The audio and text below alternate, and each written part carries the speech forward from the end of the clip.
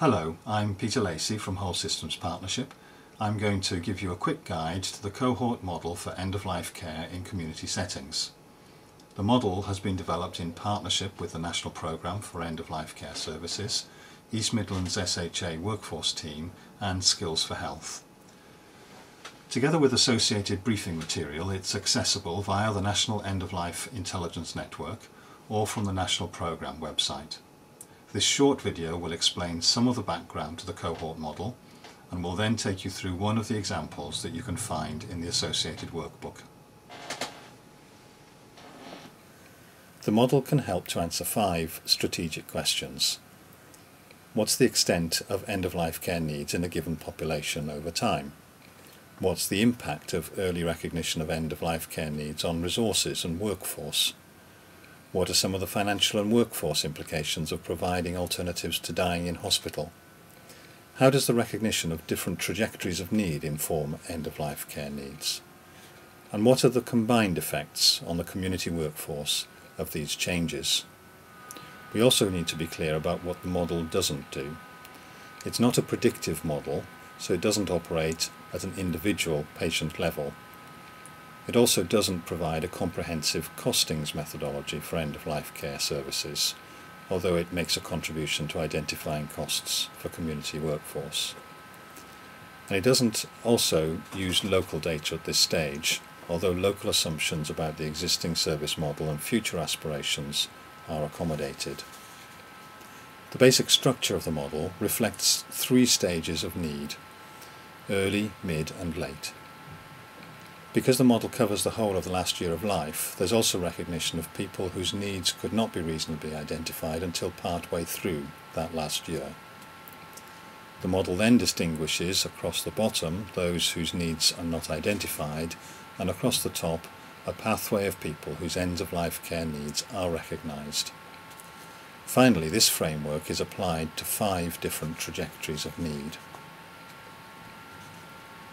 Populating the model has been undertaken through the use of national projections for deaths, allocating cause of death to one of the needs trajectories, distinguishing the time in each of the 3 stages, using then the functional analysis described elsewhere and undertaken by Skills for Health, costing that workforce element, and then exploring the impact of changes in population needs and an optimised end-of-life care service offering.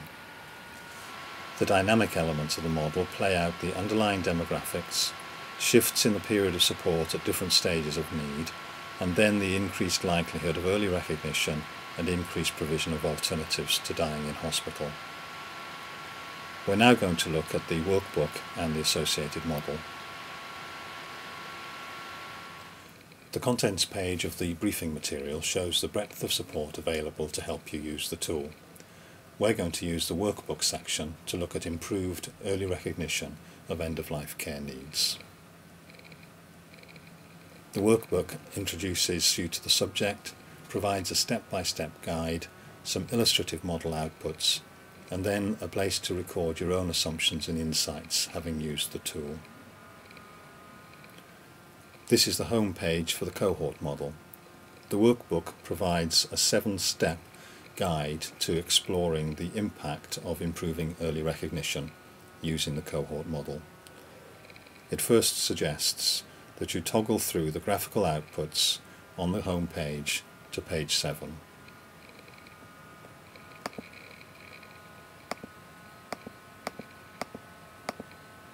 This provides an output for the percentage of people in their last year of life that are identified within a given local population.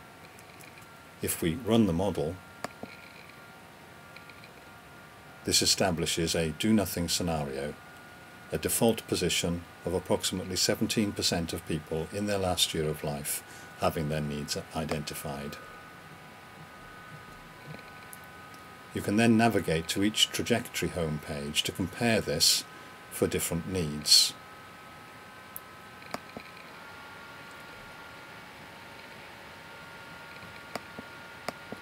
Toggle to page 5 on the graph, and here for cancer you'll see that despite 17% being the estimate for the whole population, for cancer it's nearer 40%. On the model, you can then return to the home page and turn on the switch that optimizes early recognition. At any time you can consult the red buttons to identify and explore the purpose behind each section of the model.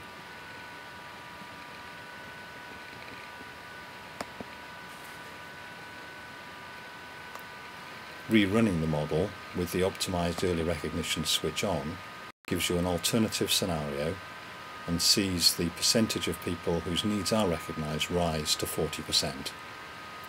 This establishes a second scenario with early recognition fully implemented and optimized. Exploring other outputs from the model can then show you other consequences of this move. For example, on page 8 of the outputs, you see the number of people entering the end-of-life care pathway before their last days, rising significantly in this case. On page 2 of the outputs, you can see the switch in the number of people whose last days will be spent in hospital or out of hospital. And on page 3, you can see the total cost of hospital admissions that end in death in thousands of pounds per annum for a typical 100,000 population.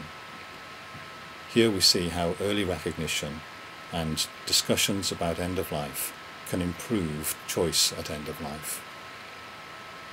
Finally, you can navigate from the home page to the finance and workforce outputs. This provides a simple output for these cost savings and workforce assumptions and outputs as a result of the scenario that's just been run.